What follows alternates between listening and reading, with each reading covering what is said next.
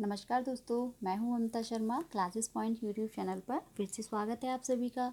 दोस्तों, आज की इस वीडियो में हम पढ़ने वाले हैं कक्षा 10 की हिंदी पाठ्य पुस्तक स्पर्श भाग 2 से पार्ट 2, जो कि है मीराबाई के पद। ठीक है, तो दोस्तों वीडियो शुरू करने से पहले आप सभी से रिक्वेस्ट करना चाहूँगी कि दोस्तों वीडियो आपके लिए बहुत हेल्पफुल होने वाली है, तो प्लीज़ वीडियो को लाइक ज़रूर करना। और अगर आप चैनल पर नए हैं, आपने अभी तक चैनल को सब्सक्राइब नहीं किया है, तो प्लीज़ दोस्तों चैनल को सब्सक्राइब कर लीजिए और बेल आइकन प्रेस कर लीजिए। दोस्तों वीडियो को लाइक ज़रूर कर दिया करो, ताकि हमें भी मोटिवेशन मिलता है, हमें भी अच्छा लगता है। तो चलिए शुरू करते हैं। सबसे पहले हम देखेंगे मीराबाई के पद समझने से पहले, इनकी व्याख्या समझने से पहले मीराबाई के बारे में। ठीक है, तो मीराबाई का जीवन परिचय देखते हैं। मीराबाई का जन्म राजस्थान में मेवाड़ के चौकड़ी गांव में, राजस्थान में मेवाड़ के चौकड़ी गांव में 1503 ईस्वी में हुआ। लेकिन कुछ विद्वान उनका जन्म 1498 ईस्वी में कुड़की गांव में हुआ मानते हैं। ठीक है, तो कुछ विद्वान 1503 में मानते हैं और कुछ 1498 में कुड़की गांव में हुआ मानते हैं। बचपन में ही इनकी माँ का देहांत हो गया था। 13 वर्ष की आयु में ही उनका विवाह जो है मेवाड़ के महाराणा सांगा के कुंवर भोजराज के साथ हो गया। लेकिन विवाह के कुछ वर्षों बाद ही क्या हुआ, सबसे पहले इनके पति की मृत्यु हो गई, फिर इसके बाद पिता की और फिर ससुर का भी देहांत हो गया। सांसारिक जीवन से विरक्त मीरा तब घर परिवार छोड़कर वृंदावन चली गई। यानी जब ये सब कुछ हो गया तो इनके जो संसार के प्रति इनकी जो मोह माया थी वो सब छोड़ करके ये श्री कृष्ण के धाम वृंदावन में आ गई। वृंदावन में ही उन्होंने अपना जो बाकी का जीवन था, जो बचा हुआ जीवन, गिरधर गोपाल श्री कृष्ण के चरणों में समर्पित कर दिया। 1540 ईस्वी के आसपास मीराबाई की मृत्यु हुई। मीराबाई की जो रचनाएं हैं वो हैं मीरा पदावली और नरसी जीरो माहिरो, यानी नरसी जी का माहिरा।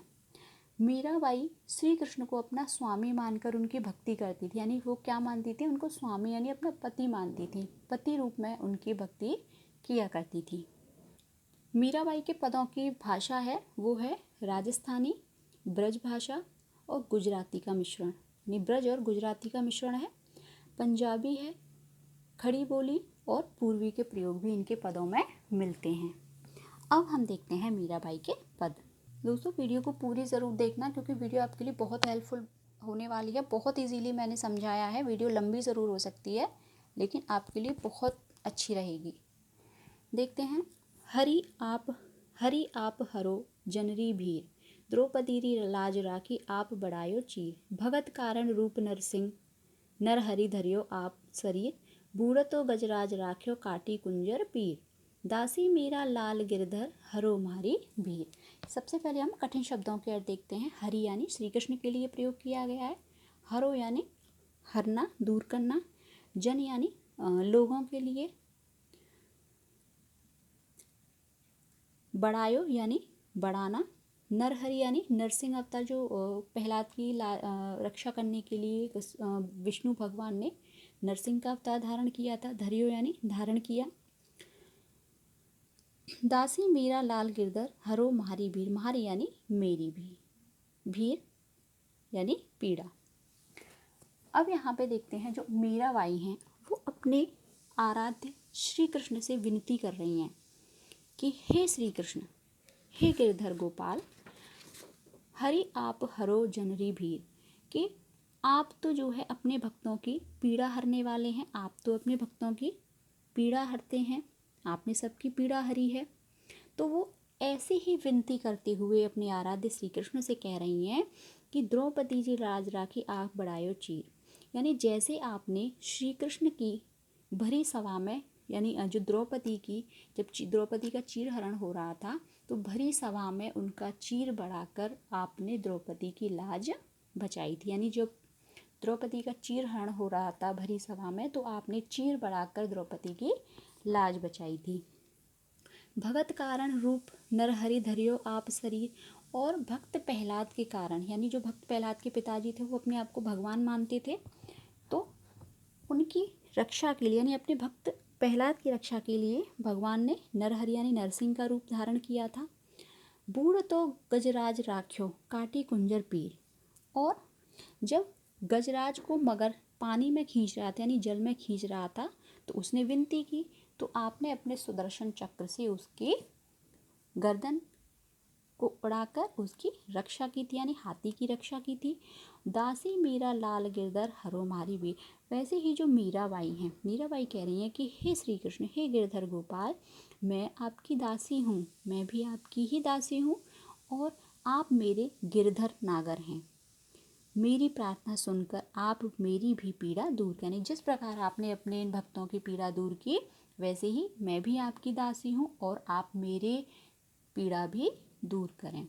अब इसकी व्याख्या देख लेते हैं। व्याख्या एक साथ है इस तरीके से। प्रस्तुत पद में मीराबाई अपने प्रिय भगवान श्री कृष्ण से विनती करते हुए कहा है, यानी जो मीराबाई हैं उन्होंने अपने भगवान श्री कृष्ण से इस पद में विनती करते हुए कहा है कि आप ही अपने भक्तों की पीड़ा हरें, अर्थात अब आप ही अपने भक्तों के दूर करें। जब दुशासन ने द्रौपदी को निर्वस्त्र करने का प्रयास किया था, तब उस समय आपने ही द्रौपदी का चीर बढ़ाकर उसकी लाज बचाई थी और आपने ही अपने प्रिय भक्त यानी भगत कारण रूप नरहरि धर्यो आप शरीर, यानी आपने ही अपने प्रिय भक्त प्रहलाद को बचाने के लिए श्री नरसिंह का रूप धारण किया था एवं डूबते हुए गजराज यानी ऐरावत हाथी को मगरमच्छ के मुंह से बचाकर उसका कष्ट दूर किया यानी उसकी रक्षा की थी। इन सभी उदाहरणों को बताते हुए मीराबाई कहती हैं कि हे गिरधर, मैं भी आपकी दासी हूँ, आप मेरे भी कष्टों को दूर करो। अगला पद देखते हैं। श्याम माने चाकर राखो जी, गिरधर लाला माने चाकर राखो जी। अब इसको हम एक साथ नहीं पढ़ेंगे, दो दो लाइन करके पढ़ेंगे, ठीक है, ताकि आपको जल्दी से समझ में आ जाए। फिर हम व्याख्या इसकी एक साथ देख लेंगे, ठीक है। श्याम यानी श्री कृष्ण के लिए प्रयोग किया है, माने यानी मुझे, चाकर यानी नौकर। मीराबाई अपने श्री कृष्ण से प्रार्थना करते हुए कहती हैं कि श्याम माने चाकर राखो जी, कि हे श्री कृष्ण, आप मुझे अपनी नौकर बना लीजिए यानी अपनी दासी बना लीजिए। गिरधारी लाला माने चाकर राखो जी, यानी हे श्री कृष्ण, मुझे अपनी दासी बना लीजिए यानी मुझे अपनी दासी रख लीजिए। दासी बनकर क्या करेंगी मीराबाई? चाकर रहस्यूं बाग लगास्यूं, नित उठ दर्शन पास्यूं, बिंद्रावन री कुंज गली में गोविंद लीला गास्यूं। यानी वो क्या कह रही है कि जब मैं आपकी दासी बनाकर आप रखेंगे, मैं आपकी दासी बनूंगी तो क्या करूंगी, वो क्या करेंगी, आपकी दासी बनकर आपके लिए चाकर रहस्यू बाग लगास्यूं यानी बाग बगीचे लगाऊंगी और नित उठकर यानी प्रतिदिन उठकर आपके दर्शन पाऊंगी। वृंदावन रे कुंज गली में गोविंद लीला गास्यूं, और वृंदावन की जो कुंज गलियां हैं उनमें अपने गोविंद की लीला गाऊंगी यानी अपने गोविंद की लीलाओं का गुणगान करूंगी। चाकरी में दर्शन पास्यूं, सुमिरन पास्यूं खर्ची, भाव भक्ति जागिरी पास्यूं, तीनों बाता सरसी। तो मीराबाई कहती हैं, वो क्या कह रही हैं कि जब वो दासी बनेंगी, दासी होकर क्या करेंगी कि मीराबाई श्री कृष्ण के दर्शन पाएंगी और वो क्या कह रही हैं कि इस तरीके से मैं अपने प्रिय श्री कृष्ण के नाम के स्मरण का अवसर पा सकूंगी। जो श्री कृष्ण का नाम का जो जपना है, जो स्मरण है, वो उसका अवसर पालूंगी। कब पालूंगी? जब वो उसकी चाकरी करने लगेंगी। भाव भक्ति जागिरी पास्यूं, और वो कहती हैं कि इस तरह मैं भावपूर्ण भक्ति की जागीर भी मिल जाएगी। तीनों बातें सरसी, और भाव भक्ति यानी जो भक्ति के तीनों रूप हैं वो कौन से हैं? दर्शन, स्मरण और समर्पण। ये जो भाव भक्ति के जो तीनों रूप हैं, दर्शन, स्मरण और समर्पण, इन तीनों का वो सुख पा सकेंगे। यानी मीराबाई कह रही हैं कि वो अपने श्री कृष्ण के नाम के स्मरण का अवसर पा सकेंगी नौकर रहकर यानी चाकर रहकर। और इसी अवसर को मीराबाई क्या कह रही हैं, वो इसे अपनी सुमिरन पास्यूं खर्ची, और जो वही जो सुमिरन का जो पारस्परिक जो परिश्रम का जो फल है वो अपना फल मानती हैं उसे, ठीक है। तो इसकी व्याख्या एक साथ देखेंगे।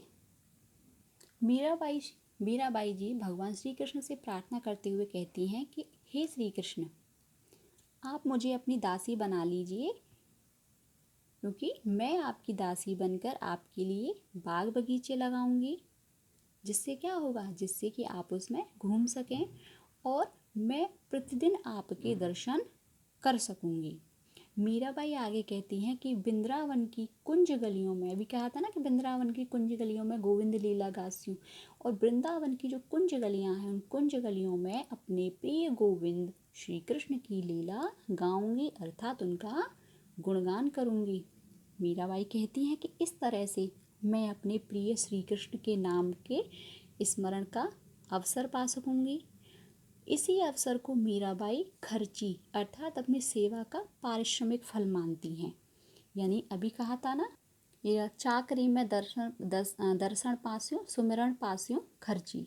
इसी अवसर को मीराबाई खर्ची अर्थात अपनी सेवा का पारिश्रमिक फल मानती हैं और वे कहती हैं कि इस तरह उन्हें भावपूर्ण भक्ति की जागीर मिल जाएगी। इस प्रकार वे भक्ति के तीनों रूपों को, यानी रूप कौन से तीन रूप हैं, दर्शन, स्मरण और समर्पण, यानी भक्ति के इन तीनों रूपों का सुख वो पा सकेंगी।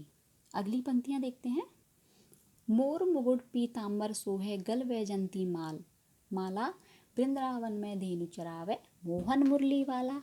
प्रस्तुत पंक्तियों में मीराबाई क्या कह रही हैं, श्री कृष्ण के सौंदर्य का वर्णन कर रही हैं, उनके रूप का वर्णन कर रही हैं, उनकी प्रशंसा कर रही हैं। और वो क्या कह रही हैं कि मोर मुकुट पीताम्बर सोहे, यानी वो कहती हैं कि श्री कृष्ण के शीश पर मोर पंखों का मुकुट, मोर मुकुट पीताम्बर सोहे यानी शीश पर मोर मुकुट का मोर पंखों का मुकुट है और उनके शरीर पर पीले वस्त्र यानी पीताम्बर सुशोभित हो रहे हैं और गल वैजंती माला, और गले में वैजंती माला है, यानी शीश पर मोर मुकुट है और शरीर पर पीताम्बर है यानी पीले वस्त्र धारण किए हुए हैं और गले में वैजंती माला है। वृंदावन में धेनु चरावे मोहन मुरली वाला, और वो मोहन मुरली वाला, मोहन यानी मन को मोह लेने वाला, मन को मोह लेने वाला अर्थात मेरा श्याम गिरधारी लाल बंशी बजाता है और क्या करता है, वृंदावन में धेनु चरावे, और वृंदावन में गाय चराता है। और श्री कृष्ण की ऐसी बंसी, श्री कृष्ण जो है ऐसी बंसी बजाते हैं जिससे सभी ब्रजवासी, सभी गाय उनकी तरफ खिंचे चले आते हैं, यानी उनके प्रति मोहित हो जाते हैं। इसलिए श्री कृष्ण को क्या कहा है, मनमोहन, यानी मन को मोहने वाला। इन पंक्तियों की व्याख्या देखेंगे। प्रस्तुत पंक्तियों में मीराबाई श्री कृष्ण के सौंदर्य का वर्णन करती हैं और उनकी प्रशंसा करती हैं, यानी उनके रूप सौंदर्य का वर्णन कर रही हैं। वो कहती हैं कि श्री कृष्ण के शीश पर मोर पंखों का मुकुट और शरीर पर पीले वस्त्र सुशोभित हैं, यानी शरीर पर पीले वस्त्र शोभायमान हो रहे हैं। गले में वैजंती माला है, मन को मोह लेने वाला यानी मनमोहन, मन को मोह लेने वाला मेरा श्याम गिरधारी लाल बंशी बजाता है और वृंदावन में गाय चराता है। श्री कृष्ण ऐसी बंसी बजाते हैं जिससे कि सभी ब्रजवासी मोहित हो जाते हैं, तभी तो श्री कृष्ण को मनमोहन कहा है। अगली पंक्तियां देखते हैं।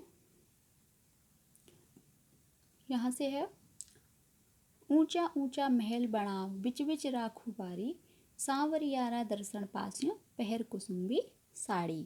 यानी मीराबाई कहती हैं कि वृंदावन में जो उनका ऊंचा महल बना हुआ है उस महल के आंगन के बीचों बीच में फुलवारी बनाऊंगी, यानी ऊंचा ऊंचा महल जो बना है क्या करूँगी, इसमें बिच बिच राखूं बारी, बारी यानी फुलवारी, बीच बीच यानी बीच बीच में फुलवारी बनाऊंगी, अर्थात वो फुलवारी बनाना चाहती हैं। और वो कहती हैं कि सावरियारा दर्शन पासियों पहर कुसुम्बी साड़ी, और वो कुसुम्बी साड़ी यानी केसरिया रंग की साड़ी पहनकर दिन रात वो सांवरिया के दर्शन पा सकेंगे। यानी क्या कह रही हैं वो, कि जो ऊंचा ऊंचा महल बना है उसमें बीच बीच में फुलवारी लगाऊंगी और मैं कुसुम्बी साड़ी पहनकर अपने सांवरिया के दर्शन पाऊंगी। आधी रात प्रभु दर्शन दीजो जमुना जीरे तीरा, मीरा रा प्रभु गिरधर नागर हिवड़ों घड़ों अधीरा। अब ये राजस्थानी भाषा आ गई ना पूरी, हिवड़ों घड़ों अधीरा। एक मूवी भी तो है, हम साथ आते हैं हमारे हिवड़ा में नाचे मोर, है ना वही चीज़ है ना। तो ये राजस्थानी शब्द है। तो मीराबाई विनती कर रही हैं कि हे प्रभु, आप आधी रात प्रभु दर्शन, यानी आधी रात मुझे क्या करो, दीजो जमुना तीरे, यानी आधी रात मुझे यमुना के तीर, यानी यमुना के किनारे, तीरा यानी किनारे, यमुना के किनारे मुझे दर्शन देने आए। क्यों? क्योंकि मेरा रा प्रभु गिरधर नागर हिवड़ो घणो अधीरा, क्योंकि हे श्री कृष्ण, हे मेरे प्रभु गिरधर नागर, आप तो मेरे प्रभु हैं और मेरा मन आपसे मिलने के लिए अत्यंत व्याकुल है। यानी हिवड़ो यानी मेरा जो हृदय है, जो मेरा मन है, वो क्या है, वो घणो अधीर है, यानी बहुत व्याकुल है, बहुत बेचैन है। अधीर है यानी उसमें बिल्कुल धैर्य नहीं है। अब तो ये चाहता है कि अपने सांवरिया के दर्शन पा लूं। व्याख्या देखेंगे।